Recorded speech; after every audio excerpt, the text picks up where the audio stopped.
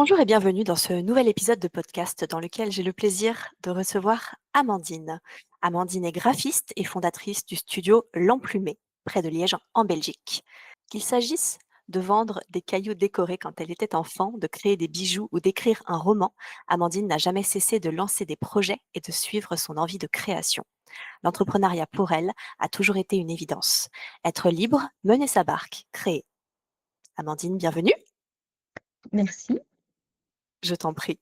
Je vais tout de suite te laisser la parole. Est-ce que tu peux te présenter en nous donnant un peu plus de détails sur qui tu es, ce que tu fais et comment fonctionne ton business? OK. Alors la version courte, c'est que je suis graphiste. La version longue, c'est que j'ai beaucoup de casquettes. Qu'en fait, comme tu disais, j'adore créer, j'adore, lancer, plein de projets. Alors on sait que dans l'entrepreneuriat, il faut quand même se limiter un peu si on veut avoir quand même quelque chose, qui est bien construit et qui fonctionne. Donc je m'en suis tenue à la prestation de services dans un premier temps. Je suis graphiste pour les entrepreneurs, donc je crée notamment leur identité visuelle avec une spécialisation sur les templates et le feed Instagram, donc l'identité visuelle sur Instagram, un peu orientée aussi personal branding parce que de nos jours, se démarquer, ça passe clairement par soi-même. Ça, c'est ma première casquette. Ma deuxième casquette, c'est que je suis graphiste pour les auteurs auto-édités. Donc, je crée leur couverture de livres, leur mise en page, les e-books, les marque-pages, en fait, tout ce qui tourne autour de l'objet livre. Et j'ai une troisième casquette, un petit peu plus récente, justement de ce dont on va parler, c'est la création de l'agenda de l'entrepreneur avec l'INSEE. C'est effectivement hyper riche. C'est ce qui fait la beauté de l'entrepreneuriat, c'est que comme ça, tu peux laisser parler tes passions différentes, puisque je suppose que tu dois être très intéressé par le graphisme, l'art, la lecture, potentiellement peut-être Oui, l'écriture clairement, tout ça. et un petit peu l'organisation. Oui, un petit peu aussi. J'ai beaucoup Ok, de passion. c'est très bien. On aime les gens passionnés ici. Donc, cet agenda de l'entrepreneur, on va un petit peu se concentrer sur, cette partie, de ta mission aujourd'hui. Est-ce que tu peux nous en parler? Comment vous êtes venu avec l'INSEE l'idée de ce projet? Alors, à la base, l'INSEE et moi, on adore le papier. On s'est toujours organisé, avec des agendas et par exemple avec des bullet journal, ça on a toujours adoré ça et un jour, on discutait toutes les 2 et on se disait: «Mais quand même, c'est dommage, les agendas classiques sont vraiment pas faits pour les entrepreneurs et donc et faire un bullet journal pour notre vie entrepreneuriale, c'est impossible parce qu'on n'a pas le temps». Et donc aussi, c'est dommage qu'il n'existe pas un agenda fait pour les entrepreneurs. Donc à la base, cette idée, elle est vraiment venue parce que nous, on en ressentait le besoin et on s'est dit: «Pourquoi pas créer, un agenda pour les entrepreneurs?» C'était un peu une idée folle sur le moment. On s'est dit: «Bah, on va essayer, ne serait-ce que pour nous-mêmes» et finalement, le projet a beaucoup plu.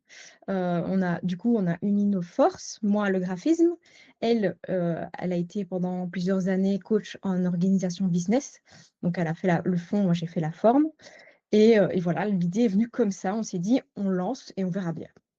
C'est une super initiative, je trouve, puisque je pense que vous n'êtes pas les seuls à avoir ressenti ce manque, tu vois, dans l'organisation. C'est vrai que moi, j'ai une thématique un peu similaire à celle de l'INSEE, pour le coup. C'est un besoin. Je sens que les gens, ils sont en recherche de ça et que moi aussi, je suis amoureuse du papier. Pareil, on n'est pas les seuls. Le fait d'avoir ce contact, cette sensation du stylo qui écrit sur le papier, Ouais. ça ne se remplace pas. Oui, c'est clair et en plus, je trouve qu'à l'heure actuelle, il y a plein d'outils digitaux, plein d'outils numériques qui font plein de choses différentes et on a tendance un peu à se disperser partout. On va essayer ça et en fait, on se désorganise plus qu'on s'organise et le papier, c'est vrai que, on peut pas tout faire sur papier. Moi, je dis pas qu'il faut que le papier. Personnellement, je suis un peu les 2, mais ça apporte, une concentration qu'on n'a pas sur le digital. On se recentre, on se pose sur le papier et il y a des études qui ont été faites par rapport à ça. Ça améliore la mémoire, je vais y arriver, ça améliore le moral aussi. Il y a vraiment une question de quand on écrit sur papier, quand on coche des to do et cetera, c'est satisfaisant, ça donne voilà, ça fait du bien. Donc rien que pour ça déjà, notre projet, ça nous tenait à cœur pour ça. Et cette année, comme on a déjà un beau bébé, c'est un beau projet cet agenda, il est déjà bien gros. On a aussi ajouté, un espace client sur Notion pour aller plus loin parce que justement on ne sait pas tout mettre dans l'agenda, mais on n'exclut pas pour autant le digital. Pour nous justement, c'est le joyeux mélange des 2 qui fonctionne. Et donc ici, on a rajouté un espace client sur Notion pour aller plus loin que ce qui est déjà sur le papier, quoi, Effectivement, du coup, ça vient encore enrichir le projet, faire parler vos compétences respectives, vous mettre toutes les 2 en valeur. clairement. Du coup, tu collabores avec l'INSEE, tu nous en as un petit peu parlé. Est-ce que tu peux nous parler de cette collaboration? Qui fait quoi? Comment ça s'organise? Combien de temps vous avez mis pour lancer le projet? Dis-nous tout. Ouais. Bah, en fait, donc comme je te disais, moi, pour en tout cas pour la création de l'agenda, moi, c'est la forme, elle, c'est le fond. Donc Mmh. l'INSEE, elle a été, coach Orga pendant 2 ans, comme je te disais. Elle s'est un peu réorientée vers les tunnels de vente, mais elle a toujours la même mission de simplifier la vie des entrepreneurs pour qu'ils puissent vendre plus facilement. Donc elle a vraiment fait toute la méthode à l'intérieur. Donc on a un agenda de base avec des vues mensuelles, des vues hebdomadaires et des vues, Journalière? journalières, oui, pardon. On a ces 3 vues-là, ce qui déjà est pas spécialement courant. En général, on a soit de journalier, soit de semainier, on n'a pas les 2. Ici, on voulait vraiment que ça parle à tous les entrepreneurs, qu'ils puissent s'organiser, qu'ils puissent mettre, toutes leurs contrats de pro et perso. Donc chacun, voilà, l'organise comme il souhaite, mais on a déjà ces 3 vues-là. Donc ça, c'est la base de l'agenda qui est plus ou moins classique et par-dessus ça, on vient mettre la méthode de l'INSEE qui est une méthode en tunnel où on vient, au début de l'année, fixer sa vision rêvée. Donc, on a une série de questions qui nous permet de déterminer notre vision rêvée. Qu'est-ce qu'on veut atteindre à la fin de l'année ou dans un futur plus ou moins lointain? Et du coup, elle te pose plusieurs questions pour atteindre cette vision rêvée qui reprennent tous les domaines du business, les prix, les offres, la cible, les finances, etc. Enfin voilà. Qu'est-ce que tu veux construire comme business rêvé? Sur base de ça, on va venir définir les objectifs annuels et les paliers pour atteindre cette vision rêvée. Donc, par où est-ce que je passe pour atteindre cette vision rêvée? Et puis, tous les mois, on a, les 3 priorités à fixer pour atteindre le palier auquel on aspire, quoi. Ça, c'est la base, mensuelle. On a aussi les petits bilans du mois, pour venir voir si ce qu'on a mis en place, ça fonctionne, si on doit s'améliorer, si on doit, voilà, qu'est-ce qu'on doit changer comme stratégie et cetera pour justement atteindre cette vision-là et ça, du coup, c'est la méthode de l'INSEE qu'on a mis dans l'agenda. Moi, de mon côté, j'ai fait tout ce qui est direction artistique, donc l'expérience visuelle, la mise en page, les couleurs, la pression, la qualité, du papier, de l'agenda, le fonctionnement et cetera. Donc ça, c'est comment on se divise le travail sur la création de l'agenda pur. Et puis après, il y a tout ce qu'il y a autour. On pourrait croire que la création d'un agenda, c'est le plus compliqué, mais non, en fait, c'est vraiment le plus simple dans tout ça. Et du coup, tout ce qu'il y a autour, on fait moitié-moitié en fonction de nos emplois du temps à chacune. Ici, par exemple, elle va partir en vacances, ben moi, je vais prendre le relais, je vais m'occuper de tout. Je suis partie en vacances le mois passé, elle a pris le relais, et cetera. Voilà, on essaye de s'organiser un peu selon aussi nos expertises respectives.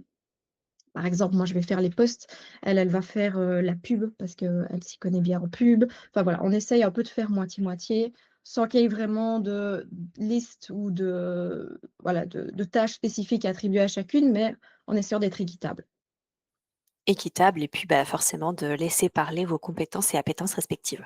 Exactement, C'est donc une belle collaboration, quelque chose qui oui, nous inspire aussi.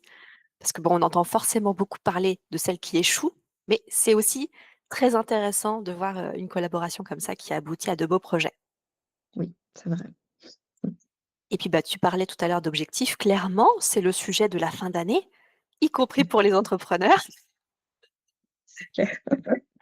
Donc, si vous cherchez un support papier pour pouvoir justement commencer à réfléchir à votre vision, poser vos objectifs pour 2026, l'agenda de l'entrepreneur est peut-être l'outil qui serait fait pour vous.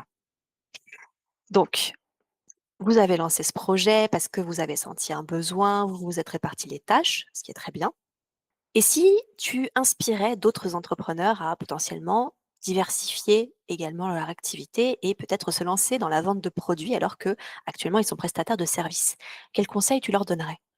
Pour commencer, c'est pas la solution la plus simple. Je ne le conseillerais pas spécialement pour diversifier ses revenus. Ce qu'il faut savoir, c'est que vendre un produit physique, c'est épuisant, c'est exigeant, c'est un projet à part entière et si on a, comme nous, un business à côté, c'est toute une organisation pour arriver à le faire, tout en continuant à faire nos expertises de notre côté, notre business de notre côté, quoi. Et le problème avec les produits physiques, c'est que c'est vraiment viable quand on a de grosses, grosses quantités. Donc ça prend du temps à se mettre en place, ça prend du temps à se construire. Ici, on est sur la deuxième année et personnellement, nous, on n'est pas encore rentable dessus. Alors, on n'est pas en perte pour autant, mais on n'est pas rentable par rapport au temps, à l'énergie qu'on y investit, et je pense qu'on ne le sera pas avant quelques années. Donc clairement, heu, faire un produit physique pour la rentabilité à court terme, pour la diversification à tout prix, non, clairement pas. Nous, c'est un projet de cœur. On le fait parce qu'on y croit, on le fait parce qu'on en a besoin et parce qu'on s'est rendu compte aussi qu'il y avait un besoin chez les autres, chez les entrepreneurs aussi.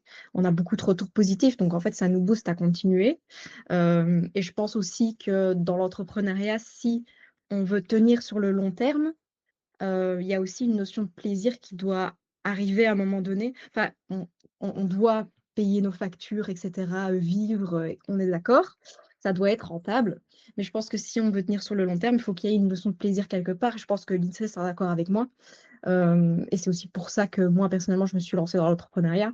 C'est aussi pour avoir la liberté de lancer les projets qui me tiennent à cœur, de créer aussi, même si, c'est pas rentable dans un premier temps. Des fois, il faut aussi passer par là pour, voilà, pour persévérer et finalement y arriver.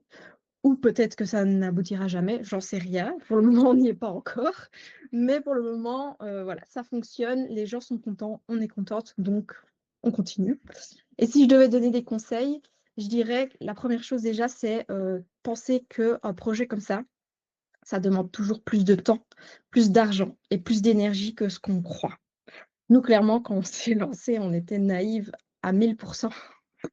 On s'est dit: «On y va, on verra», mais on s'attendait pas à tout ce qui est arrivé, aux imprévus. On a eu plein de problèmes sur la première édition, de retard, d'erreurs sur la commande, vraiment, on a eu plein de soucis et ça nous a demandé une charge mentale et du temps qu'on n'aurait jamais pensé devoir donner. Donc là, je me dis, en fait, que je suis super contente que ça se passe bien avec l'INSEE. Je suis super contente qu'on le fasse à 2 parce que toute seule, ça aurait été vraiment, vraiment compliqué. Je ne sais pas si j'aurais continué. Donc ouais, à 2 c'est bien, surtout quand on tombe sur, une personne qui nous correspond parce que ça fonctionne pas toujours. Mais là, je suis vraiment contente d'être tombée sur l'INSEE et donc comme je disais, plus de temps, plus d'argent, plus d'énergie que prévu et ce qu'on a fait et que je conseille aussi, c'est qu'on n'a pas pris de risque au départ dans le sens où on a fait des préventes. On peut aussi faire du crowdfunding, par exemple. Enfin, en tout cas, mettre en place quelque chose qui fait qu'on ne prend pas de trop gros risques. Dans le cas du crowdfunding, bah, si l'objectif n'est pas atteint, les gens sont remboursés, donc on n'a rien perdu. Ici, nous, avec les préventes, on avait une idée à peu près du nombre de ventes qu'on devait, enfin, d'agenda qu'on devait commander. Parce qu'au départ, en fait, on se lance, mais on n'a absolument aucune idée de combien on va en vendre. Nous, on était parti sur 50, finalement, on en a vendu 120 l'année passée. Donc, vraiment, les préventes nous ont permis d'avoir une idée à peu près du nombre d'exemplaires qu'on devait commander. Donc je dirais que c'est mes conseils et puis, bah, s'entourer des bonnes personnes. Moi, je suis bien tombée avec l'INSEE, mais c'est vrai que si j'étais tombée sur une autre personne, ça aurait peut-être été un peu plus compliqué parce qu'on vit beaucoup de choses ensemble. Des fois, quand une n'est pas bien, c'est l'autre qui doit prendre le relais, qui doit la rebooster. L'INSEE, elle m'a reboosté l'année passée quand on a eu vraiment, les soucis, de livraison. Si elle n'avait pas été là, je ne sais pas comment j'aurais fait. Donc, ouais, s'entourer des bonnes personnes, c'est important aussi. Donc si je reformule tout ce que tu nous as partagé qui était hyper riche, là j'ai l'impression que tu nous as condensé Oui, 2 ans d'expérience en 10 minutes. c'est ça, je suis partie dans tous les sens. Je vais juste remettre un petit peu de sens dans ça par rapport à ce que tu nous as livré. Pour mes auditrices parce qu'elles ont besoin, tu sais, voilà, Pas de souci. d'un sens logique. Si je résume, ça veut dire que tu ne recommandes pas de diversifier son champ d'activité avec un objectif de rentabilité, on va dire immédiate ou très court terme, parce que très honnêtement, ça fonctionne pas. C'est-à-dire que c'est aussi ce que j'ai tendance à recommander. Si vous avez un business avec, une expertise, quelle qu'elle soit, prestataire de services, coach, ou autre, qui fonctionne, travaillez sur ça à fond, focus sur ça à fond pour développer la rentabilité et le chiffre d'affaires. On peut espérer quand même que ça aussi, ce soit une partie de plaisir, dans une certaine mesure. C'est sûr. Et puis, si effectivement il y a un projet de cœur qui parle, pour lequel il y a un besoin réel, donc ça veut dire Oui, aussi une petite c'est étude de important. marché, Oui, tout à fait. pourquoi pas lancer ce projet seul ou bien accompagné Exactement. et effectivement, bah, ne pas se lancer comme ça sur un coup de tête à cœur perdu, mais avec potentiellement, de l'aide, c'est-à-dire effectivement une campagne de fonds qui vient être appuyée par des futurs clients, des préventes pour pouvoir avoir une estimation, quelque chose de plus, palpable que juste, «Ah bah, j'ai cette amie qui m'a dit oui, j'ai celle-là qui m'a dit oui aussi», sauf que ça veut rien dire. Faut pas se retrouver avec, plein de cartons d'invendus dans sa cuisine. Exactement et nous, on est clairement passés par là parce qu'on avait fait, pas des préventes l'année passée, on avait fait une liste d'attente et donc pendant un mois, on a récupéré des adresses mail des personnes qui étaient intéressées et on en avait 120. Donc on s'est dit: «Bon, il y a 120 personnes intéressées», et en fait, on a fait une petite erreur là-dessus, c'est qu'on leur a dit: «Si vous êtes inscrit dans la liste d'attente, vous avez votre exemplaire, sûr et certain». Du coup, on a été obligé de commander les 120 exemplaires et puis, en fait, quand on a lancé les ventes, ça a été très, très lent.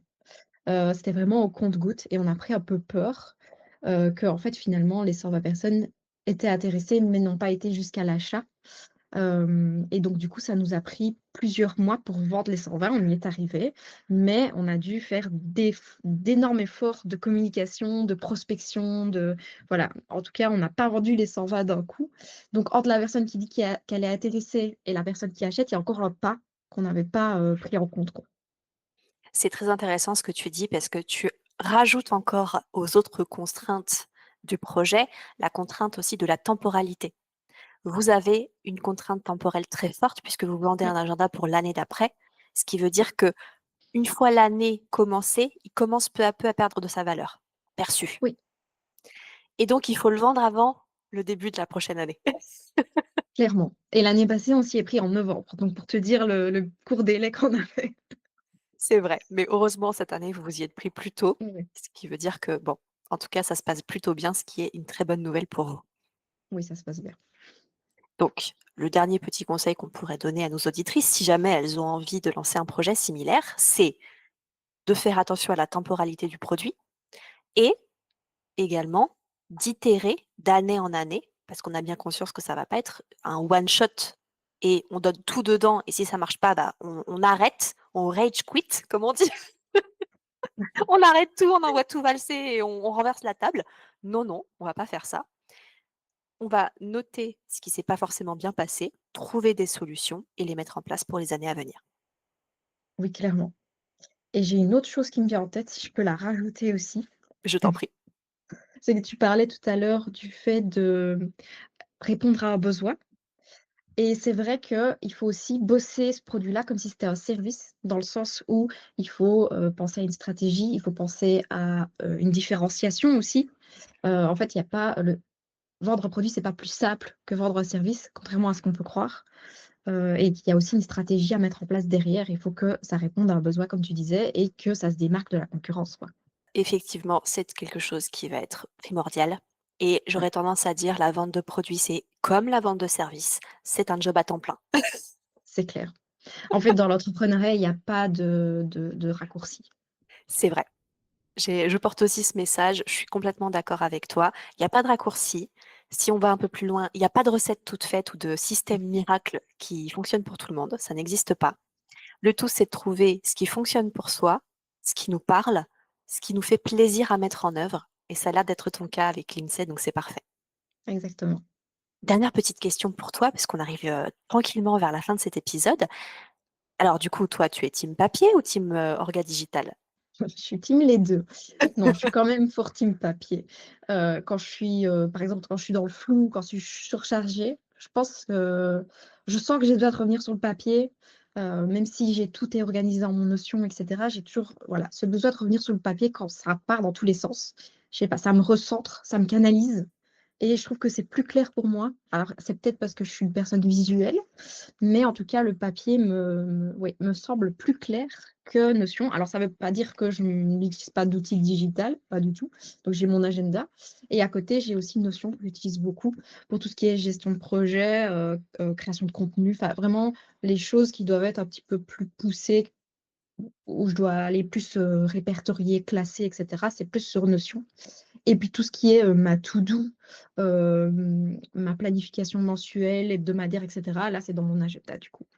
C'est vrai que ce qu'on appelle une organisation hybride, du coup, avec le papier et le digital, c'est quelque chose qui existe. Il y a beaucoup d'entrepreneurs qui ne sont pas prêtes pour n'importe quelle raison à renoncer au papier et Mmh. c'est OK.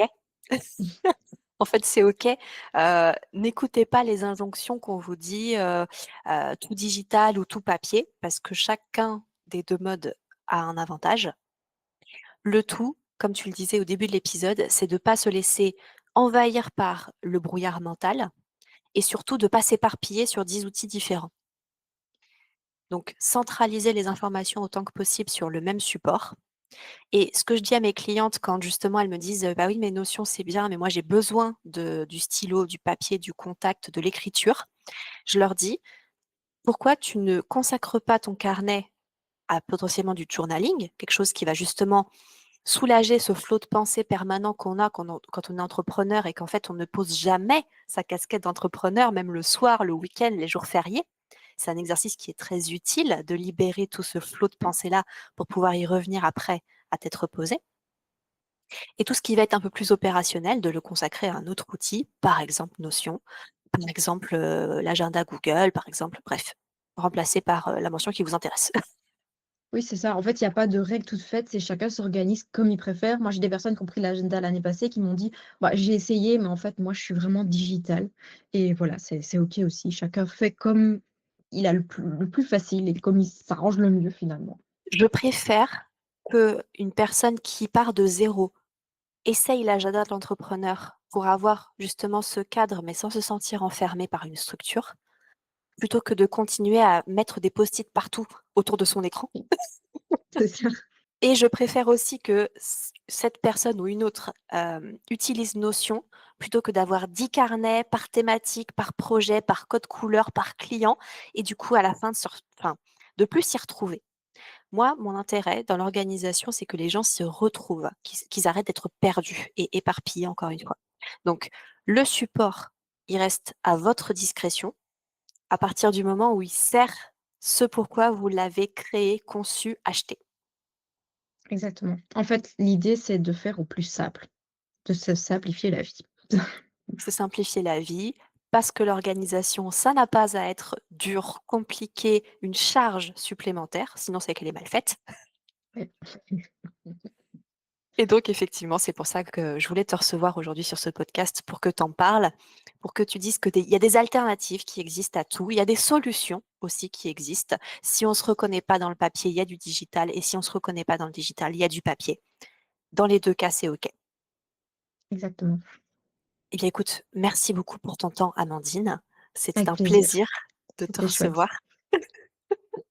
Est-ce que tu peux nous dire où est-ce qu'on peut te retrouver et puis, bah, où est-ce qu'on peut trouver maintenant ce fameux agenda de l'entrepreneur? Alors, pour l'agenda, c'est l'agendadelentrepreneur.com avec un E, l'agendadelentrepreneur.com. On sur Instagram aussi, pareil, l'agenda d'entrepreneur. Donc ça, c'est pour la partie agenda et pour moi-même, donc c'est Studio L'Emplume, tout attaché sans accent sur Instagram. Donc en fait, c'est Studio L'Emplume et mon site internet, c'est studiolemplume.be. Je mettrai tous les liens en description de l'épisode pour qu'on puisse te retrouver. Dernière petite question, est-ce qu'il y a encore des stocks? On est le 15 décembre, comment ça se passe, si on veut le commander? Combien ça coûte? Dis-nous tout. Bah, toutes les infos du coup sont sur le site l'agendadelentrepreneur.com. Il y a tout dessus, il y a les prix, il y a le nombre de stocks qui restent aussi, donc ce sera écrit, et voilà, tout est à disposition là-bas, que ce soit l'agenda, le pack collector, parce qu'on a fait un pack collector cette année avec la pochette qui permet de protéger l'agenda. On a aussi des carnets à disposition, donc voilà, il y a plein de choses à aller voir sur le site. Ça donne très, très envie. Tu as un dernier mot à dire à mes auditrices? La question la plus difficile de tout le C'est podcast. ça, bah, c'est celle qui est pas préparée. C'est ça. Hem Bah, je dirais que, si vous aimez le papier, si vous avez tendance à vous éparpiller et que vous avez besoin d'aide pour fixer vos objectifs, pour avancer, de manière fluide tout au long de l'année, l'agenda est peut-être la solution. Merci beaucoup, Amandine. C'était un Avec plaisir. plaisir, encore une fois. Et puis restez à l'écoute puisque la semaine prochaine, on va aborder le sujet des objectifs. À la semaine prochaine.